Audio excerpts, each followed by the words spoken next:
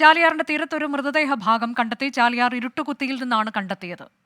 Sameer bin Kareem വിവരങ്ങളുമായി. സമീർ, നേരത്തെ ആദിവാസികൾ പറഞ്ഞതനുസരിച്ചുള്ള പരിശോധന നടന്നിരുന്ന മൃതദേഹം വീണ്ടെടുത്തോ പോലീസും വനംവകുപ്പ് ഉദ്യോഗസ്ഥരും? ഏറ്റവും പുതിയ വിവരങ്ങൾ എന്താണ്?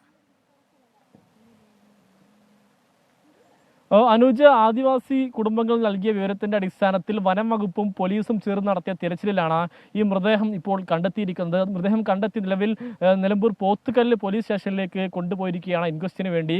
അല്പസമയം മുന്നേ ഞാനിപ്പോൾ നിൽക്കുന്ന ഇരുട്ടുകുത്തിയുടെ ഈ പുഴയുടെ മറുതീരത്തുള്ള ഉൾവനത്തിൽ നിന്നാണ് ശരീരഭാഗം കണ്ടെത്തിയത് എന്നുള്ളതാണ് നിലവിൽ നമുക്ക് ലഭ്യമായിരിക്കുന്ന വിവരം. ഒരു ശരീരഭാഗത്തിന്റെ പാതി ഭാഗം മാത്രമാണുള്ളത്, എന്നാൽ തലഭാഗവും ഇല്ല എന്നുള്ളതാണ് രക്ഷാപ്രവർത്തകർ വ്യക്തമാക്കുന്നത്. ഉടൻ തന്നെ ആ മൃതശരീരം ഇങ്ങോട്ടേക്ക് എത്തിച്ച് ഈ ചെങ്ങാടത്തിലൂടെ പുഴയുടെ ഇക്കരെ എത്തിച്ച് നിലവിൽ പൊത്തുകൽ സ്റ്റേഷനിലേക്ക് കൊണ്ടുപോയിരിക്കുകയാണ്. ഇതോടുകൂടി നിലമ്പൂർ ചാലിയാർ പുഴയിൽ നിന്നും ലഭിക്കുന്ന മൃതദേഹങ്ങളുടെ എണ്ണം 246 മാറിയിരിക്കുകയാണ്. ശരീരഭാഗങ്ങൾ ഉൾപ്പെടെയുള്ള കണക്കാണ് ഇത് എന്നുള്ളതാണ് വളരെ പ്രധാനപ്പെട്ട കാര്യം.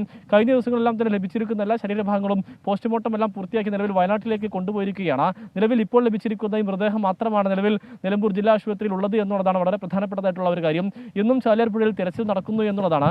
ഞാനിപ്പോൾ നിൽക്കുന്ന ഇരുട്ടുകുത്തിയുടെ ഉൾവനത്തിന്റെ മേഖലകളിൽ വലിയ തിരച്ചിൽ നടക്കുന്നുണ്ട്. പ്രത്യേകിച്ച് NDRF, ഫയർഫോഴ്സ്, തണ്ടർബോട്ട്, പോലീസ് ഉള്ള സേനകളടക്കമുള്ള സംഘമാണ് നിലവിൽ ഈ വനം പ്രദേശം കേന്ദ്രീകരിച്ച് വിപുലമായ തിരച്ചിൽ നടത്തിക്കൊണ്ടിരിക്കുന്നത്. അതുപോലെ തന്നെ സമാനമായ രീതിയിൽ പുഴയുടെ മറ്റിടങ്ങളിലും തിരച്ചിൽ നടക്കുന്നു എന്നുള്ളതാണ്. പൂക്കോട്ടുമണ്ണ, പനങ്കയം ഉൾപ്പെടെയുള്ള ഇടങ്ങളിലാണ് തിരച്ചിൽ നടക്കുന്നത്.